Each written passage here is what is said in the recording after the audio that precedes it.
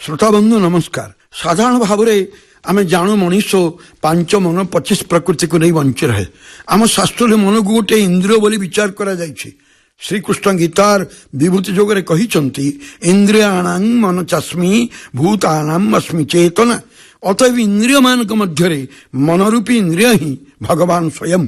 से संभवतः मन एते शक्तिशाली। मनुष्य समस्त इंद्रिय प्रकृति मान को ऊपर राजत्व करे। पुणी कृष्ण कहिसंती मनो दुर्निग्रहं चलं, अर्थात ये मन अति दुर्दमनीय एवं चंचल। ये मन पुणी 5 प्रकार सेगुड़िक है मन, सुमन, कुमन, विमन, अमन। मन जिते साधारण अवस्था थाए ताकू मन बोली कह जाए। मन जिते सुमार्ग थाए ता सुमन, पुणी कुमार्ग चलले ता कुमन हो जाए। से मन केवल मंद कार्य करने निर्देश दिए। विषण्ण अवस्था मन को विमन बोली कह जाए। आम साहित्य विमन शब्दर व्यवहार बहुल भाव देखा जाए। शेष में मन जिते कौन कार्य लगी पारे नहीं ताकू कह जाए अमन। से कई मन को गोटे कार्य लगे न पारे ताकू आम अमन जोगी बोली कहूँ। ये मन नामक इंद्रियटी अत्यंत शक्तिशाली। यार अन्य नाम इच्छा। ये मन शक्ति बा इच्छा शक्ति ही केतबले मनुष्य को सफलतार चरम सीमार पहुंचाई दिए तो केतबले पापर अंधार भीतर को टाणी निए। मन को आम धाऊथुबा घोड़ा सहित तुलना करि पारंती। ये मन एते जोर रे धाए जे या को काबू करिबा संभव हुए ना। मनर बेग पवन ठारू ढेर अधिक।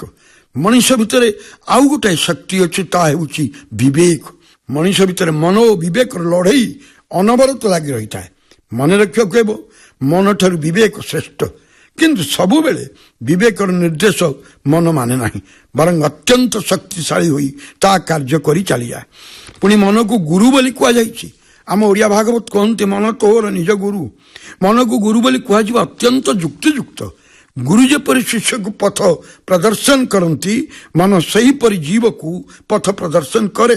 विवेक केतबेले जीव को मंद बाटर निए नहीं, किंतु मन पाखरे भल और मंद दुईटी बाट थाए। जेतबेले मन विवेक सहित एकमत हो जाए सेतबेले मन उत्तम बाटर जाए, सेतबेले ता सुमन रे परिणत हो जाए।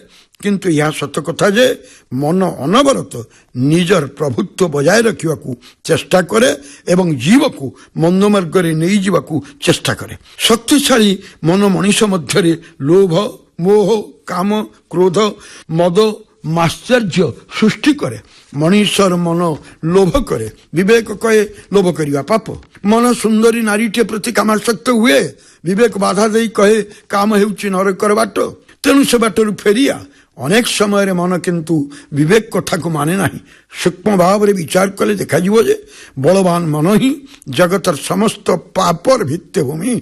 मनुष्य को पाप करने मन टाणी नेला बेले विवेक को पदाघात कर ठीक गोटे बलवान पागल घोड़ा चढ़ाड़ी को लात मारला परी। घोड़ार लात को सही जाई चढ़ाई जदि घोड़ा ऊपर को उठी घोड़ाटी को जबत करि पारे तेबे से घोड़ा चढ़ी गंतव्य स्थल को जाई पारे। नहले घोड़ार लात खाई माटी ऊपर पड़ी माटी अंडाड़ीबा सारा हुए। सही परी मन को जदि आयत्त करा जाई न पारे तेबे मनुष्य पापर अरण्य भीतर को जाई बाट बड़ा हो जाए।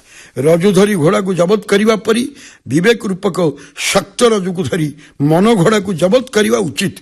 किंतु मन एते शक्तिशाली जे ताको आयत्त करने भारी कष्टकर व्यापार। तेणु कहुई पारे साधु यही शक्तिशाली मन को अत्यंत सावधान। ता नहेले जीवन रे अनेक विपद को सम्मुखीन होबाकु हेबो। सेइथिपाई तो विभिन्न भाषा कवि माने मन को बुझाइबा पई बहुत कविता लिखिछन्ति। मन जीवर अधीन हेउ, जीव मनर अधीन न हेउ ताही आजिर अनुचिंता।